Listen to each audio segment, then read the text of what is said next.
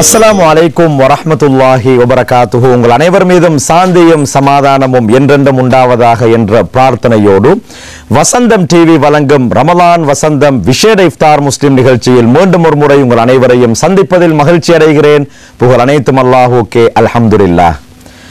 புண்ணியம் பூத்துக் குலுங்கும் புனித ரமலானின் முதலாவது 10 இன்றைய தினத்தோடு நாங்கள் பூர்த்தி செய்கின்றோம். இன்றைய இரவு இரண்டாவது 10 முதலாவது இரவாக அமைந்திருக்கின்றது. எனவே அதிவிசேடமான ஒரு 10 நோக்கி நாங்கள் இப்போது நகர்கின்றோம். குறிப்பாக பாவங்களை மன்னிப்பதற்கான, பாவங்கள் மன்னிக்கப்படக்கூடிய 10ஆக இந்த 10 இருக்கின்றது. எனவே நாங்கள் இந்த 10 அதிகமாக நாங்கள் பயன்படுத்திக் கொள்ள வேண்டும். அல்லாஹ் எப்படியெல்லாம் எங்களுடைய பாவங்களை மன்னிக்கிறான், நாங்கள் எங்களுடைய பாவங்களில் இருந்து எப்படி மீள வேண்டும், எப்படி தௌபா செய்ய வேண்டும் என்ற விடயத்தை இன்றைய நிகழ்ச்சியிலே கலந்துரையாடுவதற்கு நாங்கள் தயாராக இருக்கின்றோம்.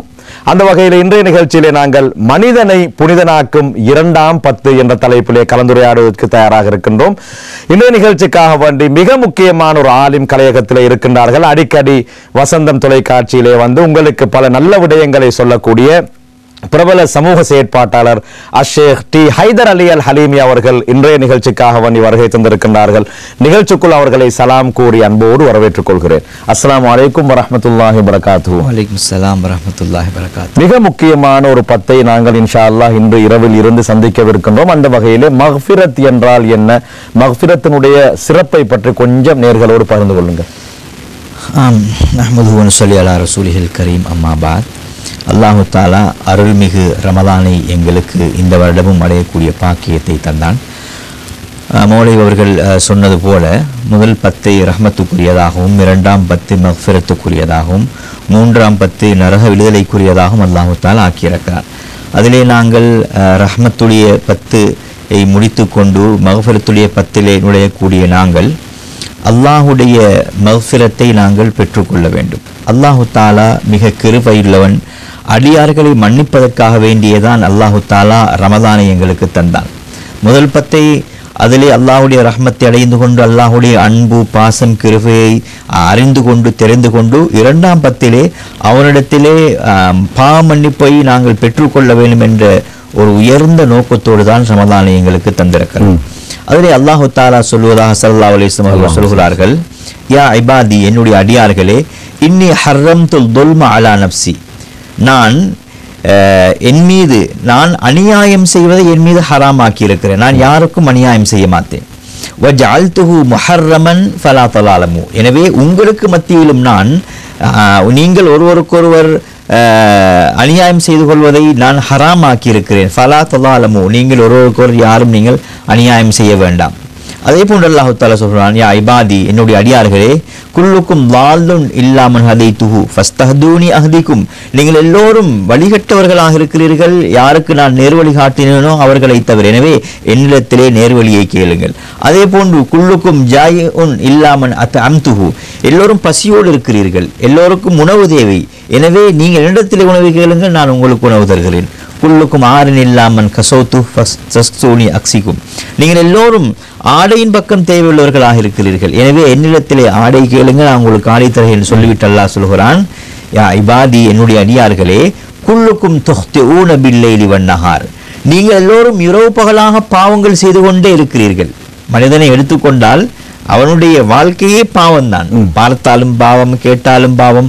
அவன் அந்த பாவங்களை விட்டு தன்னை தற்காத்து கொண்டு வாழ்வது மிக சிரமமான ஒரு கட்டம். என்றால் எல்லா பக்கமும் இந்த காலத்தை பொறுத்தவரை பாவம் தான். அல்லாஹ் தஆலா சொல்கிறான், குல்லுக்கும் துஹ்திஊன பில்லைலி வன்னஹார், நீங்கள் எல்லோரும் இரவு பகலாக பாவங்கள் செய்து கொண்டிருக்கிறீர்கள். வ நக்ஃபிரு துனூப ஜமீஆ, நீங்கள் என்னிடத்திலே பாவ மன்னிப்பு கேளுங்கள், நான் உங்களுடைய பாவங்கள் எல்லாம் மன்னித்து கொண்டிருக்கிறேன். நீங்கள் பாவம் செய்து கொண்டிருக்கிறீர்கள், நான் பாவத்தை மன்னித்து கொண்டிருக்கிறேன். ஃபஸ்தக்ஃபிரூனி அக்ஃபிர் லக்கும், எனவே நீங்கள் என்னிடத்திலே பாவ மன்னிப்பு கேளுங்கள். பொதுவாக அல்லாஹு தாலாவுடைய சிஃபத் மன்னிப்பதுதான். மன்னிப்பதை விரும்புகிறான், மன்னிப்பு கேட்பதை விரும்புகிறான். மற்றவர்கள் யாரும் அதிலே தான் நபி ஸல்லல்லாஹு அலைஹி வஸல்லம் இன்னொரு ஹதீஸ்ல சொன்னார்கள், குல்லு பனி ஆதம ஹத்தாஉன் வ கைரு ஹத்தாயின் அத்தவ்வாபூன். மனிதன் தவறு செய்யக்கூடியவன், ஆனால் அவர்களில் சிறந்தவன் யார் என்றால் தௌபா செய்து அல்லாஹ் தஆலாவிடத்திலே மீளக்கூடியவன் என்ற அடிப்படையில் அல்லாஹ் தஆலா சொல்கிறான், நீங்கள் இரவு பகலாக பாவம் செய்யக்கூடியவர்கள், நான் மன்னிப்பு தந்து கொண்டே இருக்கிறேன், எனவே என்னிடத்தில் நீங்கள் பாவ மன்னிப்பு கேளுங்கள், நான் உங்களுக்கு பாவ மன்னிப்பு தருகிறேன் என்று அல்லாஹ் தஆலா சொல்கிறான். இந்த அடிப்படையில் கண்ணியமான நேயர்களே, சகோதரிகளே, அல்லாஹ் தஆலாவிடத்திலே கெஞ்சி கேட்கக்கூடிய ஒரு சந்தர்ப்பமாகத்தான் இந்த 2ஆம் பத்தை எங்களுக்கு தருகிறான். இந்த 2ஆம் பத்தில் நுழையக்கூடிய நாங்கள் அல்லாஹ் தஆலாவுடைய முழுமையான மன்னிப்பை பெற்றுக்கொள்வதற்கு நாங்கள் அனைவரும் முயற்சி செய்ய வேண்டும். நாங்கள் நம்பிக்கையோடு அல்லாஹ் எங்களுடைய பாவங்களை மன்னிப்பான் என்ற நம்பிக்கையோடு அல்லாஹ்வின் பால் திரும்ப வேண்டும், அதிகமான தௌபாக்களை செய்து கொள்ள வேண்டும். எப்படியெல்லாம் நாங்கள் தௌபா செய்ய வேண்டும் என்ற விடயத்தை ஷேக் அவர்கள் சொல்லித் தருவார்கள். முதலிலே நாங்கள் அல்லாஹ்வுடைய மன்னிப்பில் இருந்து நிராசை அடைய தேவையில்லை. நான் இத்தனை பாவங்கள் செய்திருக்கின்றேன், எனக்கு எப்படி அல்லாஹ் பாவ மன்னிப்பை தரப்போகின்றான் என்ற சந்தேகமான உங்களுடைய அந்த குணத்தை இல்லாமல் ஆக்கிவிட்டு நம்பிக்கையோடு அல்லாஹ்வின் பால் நீங்கள் திரும்புங்கள். நிச்சயமாக அல்லாஹ் பாவங்களை மன்னிக்க போதுமானவன். அடுத்ததாக சொல்லுங்கள் ஷேக் அவர்களே, எப்படியாப்பட்ட பாவங்களை எல்லாம் அல்லாஹ் மன்னிக்கிறான் என்றால், அடியார்கள் நினைப்பார்கள், நான் இன்ன பாவங்களை எல்லாம் செய்திருக்கின்றேன், மகா பெரிய பாவங்களை எல்லாம் செய்திருக்கிறேன், எனக்கு பாவ மன்னிப்பு சாத்தியமா என்று எண்ணக்கூடியவர்கள் நம்முடைய சமூகத்திலே இருக்கிறார்கள். எனவே எப்படியாப்பட்ட பாவங்களை அல்லாஹ் மன்னிக்கிறான், நாங்கள் என்ன செய்ய வேண்டும்? ஒரு முக்கியமான கேள்வி. பொதுவாக அல்லாஹு தஆலா ஷிர்க்கை தவிர்ந்த எல்லா பாவங்களையும் மன்னிக்கிறான். இணை வைத்தலை தவிர எல்லா பாவங்களையும் மன்னிப்பதாக திருக்குர்ஆன் மிக தெளிவாக சொல்லி இருக்கிறது. எந்த அளவுக்கு என்றால், நீங்கள் சொன்னது போல நான் நிறைய பாவங்கள் செய்து விட்டேனே, எனக்கு அல்லாஹ் எனக்கு மன்னிப்பை தருவானா, எனக்கு மன்னிப்பு கிடைக்குமா என்று நிறைய பேர்கள் கவலைப்படுவதுண்டு. ஆனால் அல்லாஹு தஆலா ஸல்லல்லாஹு அலைஹி வஸல்லம் சொல்கிறார்கள், எவன ஆதம், மனிதா, லவ் பலகத் துனூபுக அனான ஸமா, நீ செய்த பாவங்கள் சாதாரண எமது ஊரை போன்று நாட்டை போன்றல்ல, அல்லது இந்த ஆசியா கண்டம் ஆப்பிரிக்கா கண்டங்களை போலல்ல. நீ செய்த பாவம் எவ்வளவு அழகான ஓமை என்று பாருங்கள்.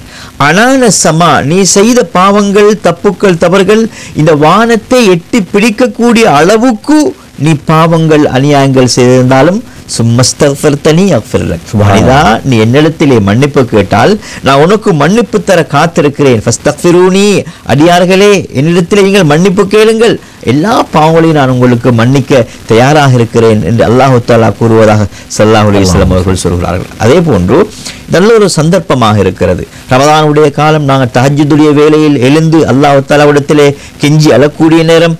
அலா மினல் முஸ்தக்ஃபிரீன், என்னிடத்திலே பாவ மன்னிப்பு கேட்பவர்கள் இல்லையா, நீங்கள் பாவ மன்னிப்பு கேட்க மாட்டீர்களா, உங்களுக்கு நான் பாவ மன்னிப்பு தர காத்து கொண்டிருக்கிறேன் என்று அல்லாஹு தஆலா கீழ்வானத்துக்கு வந்து அடியார்களை பார்த்து கேட்பதாக ஸல்லல்லாஹு அலைஹி வஸல்லம் அவர்கள் சொல்கிறார்கள். எனவே எல்லா பாவங்களையும் அல்லாஹு தஆலா மன்னிக்கக்கூடியவனாக இருக்கிறான், இணை வைத்தலை தவிர. எனவே யாரும் நிராசையாக கூடாது. திருக்குர்ஆன் அல்லாஹு தஆலா சொல்கிறான், லா தக்னுது மிர் ரஹ்மத்தில்லாஹ், அடியார்களே அல்லாஹ்வுடைய அன்பு, அல்லாஹ்வுடைய இரக்கம், அல்லாஹ்வுடைய பாசத்தை விட்டும் நீங்கள் நிராசையாகிவிட வேண்டாம். என்னை மன்னிப்பானா அல்லாஹ் என்னை நினைக்க வேண்டாம்.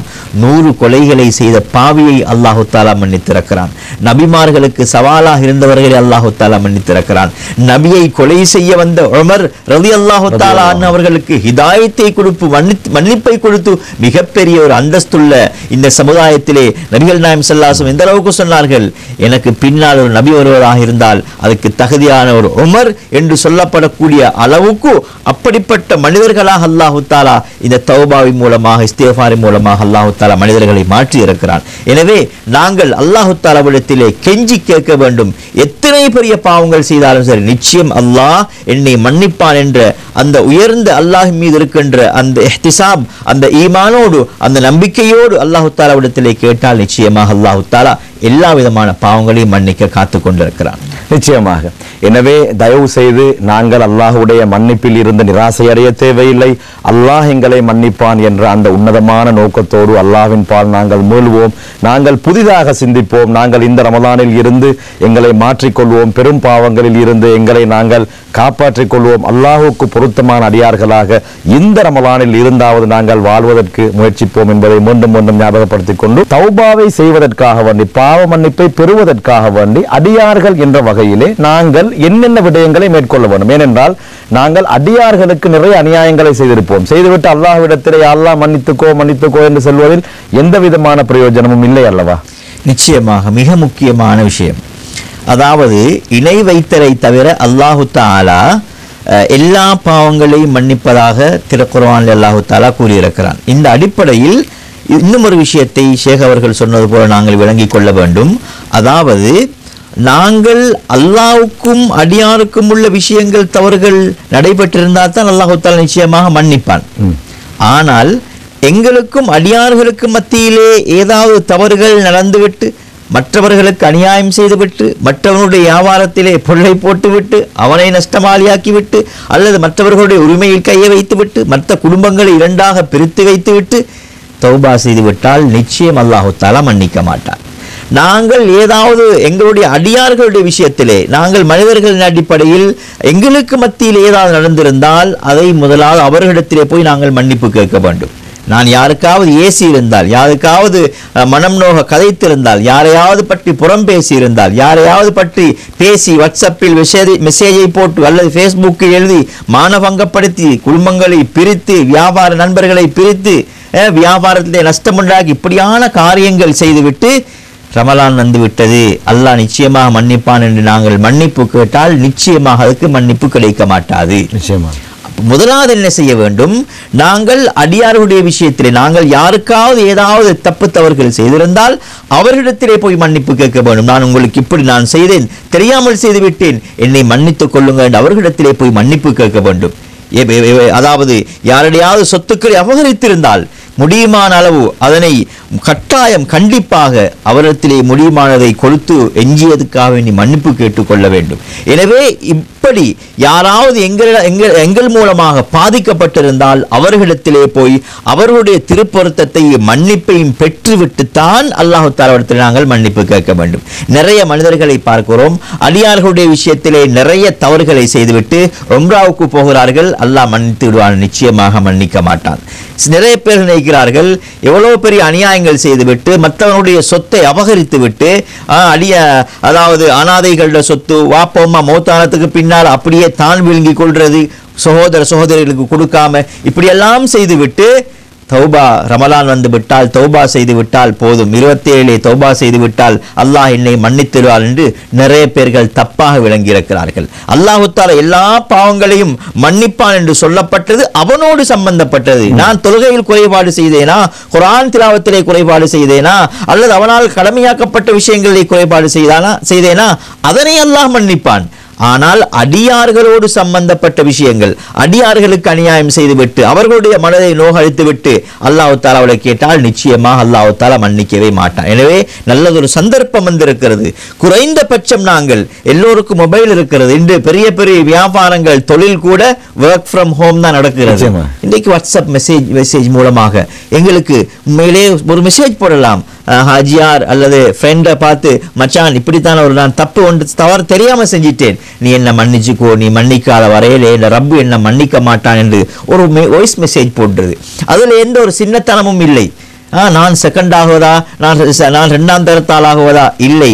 இன்ன அவ்வளவு மயுதுஆ இலல் ஜன்னா அல் பாதிஉ பிஸ்ஸலாமு கமா கால ஸல்லல்லாஹு அலைஹி வஸல்லம். நபி ஸல்லல்லாஹு அலைஹி வஸல்லம் அவர்கள் சொல்கிறார்கள், முதலாவது சலாம் சொல்றவர் பரீஉ மினல் கிப்ர், ஒன்று அவருக்கு பெருமை இல்லை என்பது அர்த்தம். நாளை மறுமையில் முதலாவது சுவனத்துக்கு அழைக்கப்படுவர் முதலாவது சலாம் சொல்லக்கூடியவர் தான். எனவே எங்களால் ஏதாவது நடைபெற்றிருந்தால், தவறுகள் தப்பு நடைபெற்றிருந்தால் அவரிடத்திலே போய் மன்னிப்பு கேட்க வேண்டும். குறைந்தபட்சம் ஒரு வாட்ஸ்அப் மெசேஜையாவது போட்டு மச்சான் நீ என்ன மன்னிச்சுக்கோ, உம்மா வாப்பாட மனசை நாங்கள் எவ்வளவு நோகடிச்சிருப்போம், அல்லது எங்களுடைய சகோதரர்கள் சகோதரிகள் நண்பர்கள் பக்கத்து வீட்டுக்காரர்கள் எங்களோட பிசினஸ்ல பார்ட்னரா இருந்தவர், இந்த மாதிரி நிறைய பேர் சின்ன சின்ன விஷயம் மனம் வந்திருக்கலாம். நாங்க பேசி அவரிடத்திலே மன்னிப்பு கேட்டு விட்டுத்தான் நாங்கள் அல்லாஹ் தஆலாவிடத்திலே மன்னிப்பு கேட்க வேண்டும். எனவே தௌபாவுடைய பிரதானமானது அல்லாஹ்வுடைய பாவ மன்னிப்பு எங்களுக்கு வேண்டும் என்றிருந்தால் இந்த பாவ மன்னிப்புடைய பத்திலே நுழைந்திருக்கிறோம். முதலாவது எங்களுக்கும் அடியார்களுக்கும் இடையில உள்ள தொடர்பை சீராக்கி கொள்ள வேண்டும். அடியார்களுக்கு ஏதாவது செய்திருந்தால் அவரிடத்திலே முழுமையாக மன்னிப்பு கேட்டு அந்த மன்னிப்பை பெற்றுவிட்டு அல்லாஹ் தஆலாவிடத்திலே கேட்டால் நிச்சயமாக அல்லாஹ் தஆலா மன்னிக்க காத்து காத்து கொண்டிருக்கிறான். அவர்கள் சொன்னதை போன்று அடியார்களுக்கு ஏதாவது நீங்கள் தவறுகளை செய்திருந்தால் உடனடியாக நீங்கள் அவர்களை சந்தியுங்கள், அவர்களிடத்திலே மன்னிப்பு கேட்டுக் கொள்ளுங்கள். மிக முக்கியமான ஒரு விடயத்தை ஞாபகப்படுத்தினார். அவர்களுடைய சொத்துக்களை நீங்கள் அபகரித்திருந்தால் அல்லாஹுக்காக அதனை மீண்டும் அவர்களிடத்திலே ஒப்படைத்து விடுங்கள். அநியாயமாக யாருடைய சொத்தில் ஒரு சாணையாவது ஒரு அங்குலமாவது நீங்கள் எடுத்திருந்தால் அவர்களிடத்திலே அதனை மீண்டும் ஒப்படைத்து விடுங்கள் என்பதை நான் ஞாபகப்படுத்திக் கொண்டு இறுதியாக ஷேக் அவர்களே, உலகத்திலே வாழக்கூடிய காலகட்டத்திலே நாம் யாருக்காவது ஏதாவது ஒரு அநியாயத்தை செய்து அவரிடத்திலே மன்னிப்பு கேட்பதற்கு முன்னால் இப்போது அவர் மரணித்திருந்தால் நாங்கள் என்ன செய்ய வேண்டும்? உண்மையிலே ஒரு முக்கியமான விஷயம்தான். உலமாக்கள் நிறைய இது பற்றி சொல்லியிருக்கிறார்கள். குறைந்தபட்சம் நாங்கள் நேரடியாக அவரிடத்திலே போய் எங்களுக்கு மன்னிப்பு கேட்க சந்தர்ப்பம் கிடைக்கவில்லை, அவருடைய பேரிலே சதக்காக்கள் செய்யலாம், அவருக்காகவே நிறைய துஆக்கள் செய்யலாம். இப்ப நாங்க உண்மையிலே அவருடைய குடும்பத்தினர் இருந்தா குடும்பத்தினத்தை போய் எங்களுக்கு மன்னிப்பு கேட்கலாம். இப்படி ஒன்று நடந்துச்சு, அவர் மௌத்தாகிட்டார் என்று குடும்பத்தினத்தை போய் மன்னிப்பு கேட்கலாம். அவருடைய பேரில் நிறைய சதக்காக்கள் செய்யலாம். அதே போல் அவருக்கு நிறைய இஸ்திக்ஃபார்கள், நிறைய துஆக்கள் அவருக்காக வேண்டி, பாவமன்னிப்புக்காக வேண்டி செய்யலாம். இவைகள் கட்டாயம் நாங்கள் செய்ய வேண்டும். நீங்க கேட்ட முக்கியமானது, நிறைய பேர்கள் இப்பொழுதுதான் உணர்கிறார்கள் நான் செய்தது தப்பு என்று. உணரும் பொழுது டூ லேட், அவர்கள் பெற்றோர்கள். எனவே நாங்கள் அதிகமாக, குறிப்பாக பெற்றோர்களாக இருந்தால் நிறைய தான தர்மங்கள் அவர்களுடைய பேரிலே செய்யலாம். அவர்களுக்காக வேண்டி துஆ பிரார்த்தனைகள் செய்யலாம், இஸ்திக்ஃபார்கள் அவருக்காக வேண்டி, அதாவது ஹதியாக்கள் நாங்கள் ஓதுவதன் மூலமாக, துஆ கேட்பதன் மூலமாக அவர்களுக்கு நிறைய விஷயங்களை செய்யலாம். எனவே குறிப்பாக எங்களுக்கு அவர்கள் தவறிவிட்டார்கள், சந்தர்ப்பம் எங்களுக்கு இல்லாமல் போய்விட்டது. அதாவது உயிரோடு இருந்தால் அவரிடத்திலே போய் கேட்டுக்கொள்ளலாம். இல்லாத பொழுது ஒன்று குடும்பத்திலே போய் எங்களுக்கு மன்னிப்பு கேட்கலாம், உணர்வாக இப்படி ஒரு தவறு நடந்துவிட்டது என்று. இரண்டாவது சதக்காக்கள் செய்யலாம், துஆக்கள் தர்மங்கள் அவர்களுக்காக வேண்டி செய்து நாங்கள் அவர்களுடைய திருப்பொருத்தத்தை பெற்றுக்கொள்ள முயற்சி செய்யலாம். நிச்சயமாக. எனவே நாங்கள் கவலைப்பட தேவையில்லை. பொதுவாக ஒரு ஜனாசாவை பள்ளிவாயலுக்குள் கொண்டு வந்தால் அந்த ஜனாசாவை தொழுவிப்பதற்கு முன்னால் அங்கே உலமாக்கள் பயான் செய்வார்கள். இந்த ஜனாசா யாராவது இவரிடத்திலே கடன் எடுத்திருந்தால் அவருடைய குடும்பத்தினரை சந்தித்துக் கொள்ளுங்கள், அவர்களிடத்திலே பெற்றுக் கொள்ளுங்கள் என்ற பயான் செய்யக்கூடிய காட்சிகளை நாங்கள் பார்க்கின்றோம். ஆனால் அதற்கு நேர் மாற்றமாக மரணித்த அந்த ஜனாசாவுக்கு யாராவது ஏதாவது கொடுக்க வேண்டுமாக இருந்தால் அதனை யாரிடத்திலே கொடுக்க வேண்டும் என்ற விடயங்கள் அங்கே சொல்லப்படுவதில்லை. எனவே நாங்கள் ஒருவருடைய சொத்தை அபகரித்து அவர் மரணித்திருந்தால் அவர்களுடைய குடும்ப உறுப்பினர்களை சந்திக்க வேண்டும், அவர்களிடத்தில் அதனை மீள கொடுக்க வேண்டும் என்ற கருத்தை ஷேக் அவர்கள் ஞாபகப்படுத்தி இருக்கின்றார்கள். தயவு செய்து அந்த விடயத்திலே ஜாக்கிரதையாக இருந்து கொள்ளுங்கள். யாருடைய சொத்தையாவது நீங்கள் அபகரித்திருந்தால் அல்லது யாருடைய பொருட்களையாவது நீங்கள் எடுத்திருந்தால் உரிய முறையிலே அதனை மீள ஒப்படைத்து விட்டுத்தான் அல்லாஹ்விடத்திலே நீங்கள் தௌபா செய்ய வேண்டும் என்பதை இன்றைய நிகழ்ச்சியின் சிந்தனையாக உங்களிடத்திலே நான் ஞாபகப்படுத்திக் கொண்டு சிறப்பான இன்றைய எங்களுடைய கலந்துரையாடல் நிகழ்ச்சியை நிறைவுக்கு கொண்டு வருகின்றேன். சிரமம் பாராது இன்றைய தினம் எங்களுடைய கலையகத்திற்கு வந்து நல்ல பல கருத்துக்களை என்னோடு பகிர்ந்து கொண்ட அஷேக் டி ஹைதர் அலி அல் ஹலீமி அவர்களுக்கு நன்றிகளை தெரிவித்துக் கொள்கின்றேன். ஜஸாக்குமுல்லாஹ் ஹைரன். பாரக்கல்லாஹ். இந்த அளவில் இன்றைய ரமலான் வசந்தம் விசேட இஃப்தார் முஸ்லிம் நிகழ்ச்சி நிறைவுக்கு வருகிறது. உதவி தயாரிப்பாளர் முகமது அஃப்னாஸுக்கு நன்றிகளை கூறிக்கொண்டு விடைபெற்றுக் கொள்கின்றேன். அஸ்ஸலாமு அலைக்கும் வரஹ்மத்துல்லாஹி வபரகாத்துஹு.